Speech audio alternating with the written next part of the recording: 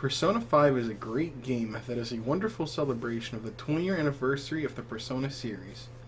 Persona 5 is the best in the series to date because of how it embraces all things Persona, old and new.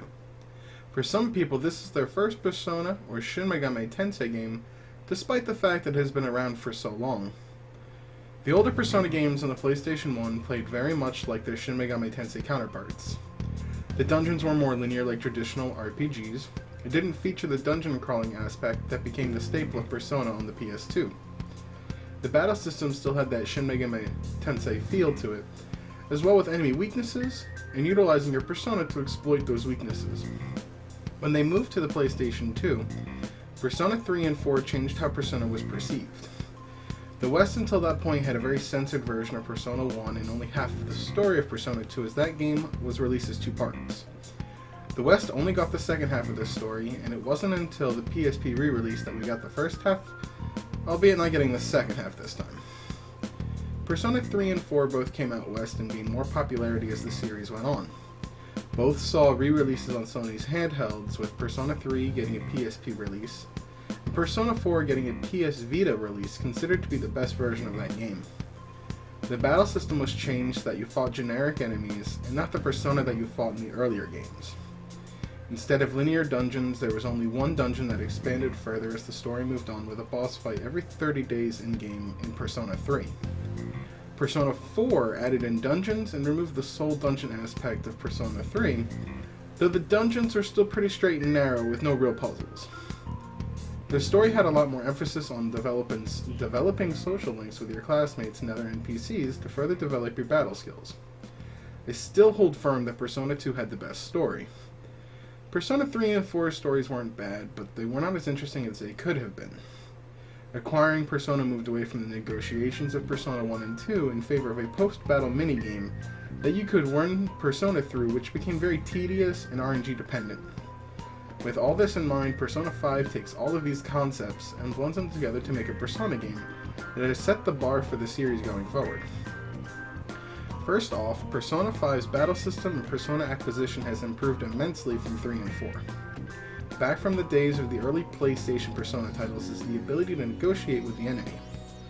Personas return as the enemies and not your dull, drab, and generic shadows from 3 and 4. You can also ask them for items or money, which is a nice little feature, and when the enemy is hurt enough, they may beg to be let go. This change makes the battle system and grind so much more enjoyable. They have also added in 2 new elements in Psi and Nuclear, as well as new status effects like Freeze, Burn, and Shock. The social link ability is back, but in a new way called Confidants. This time spent improving your status with your Confidants gives you abilities that have various effects on the game. Some are certainly better than others, and can allow you to do things like recruiting personas that are higher level than you, or learning new battle techniques. In previous Persona games, social link abilities were not as useful, and usually were just for your party members. This story is almost as good as Persona 2's. Almost all of the characters I've encountered, whether they be NPC or main party members, have been fantastic in their dialogue and designs. The art is extremely stylish and feels perfect for today's millennials.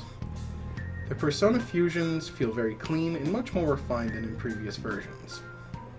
Even if you can't fuse new personas, acquiring old personas still have usefulness in them, whether it's for increasing your current persona's power, or for more fusion possibilities.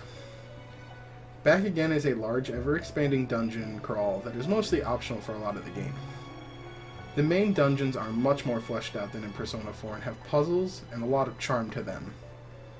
This excellent combination of the original Persona games and the revamped ones of the PS2 have made a style of Persona game that is everything I could want it to be. It is a perfect way to celebrate the 20th anniversary of Persona by celebrating its past.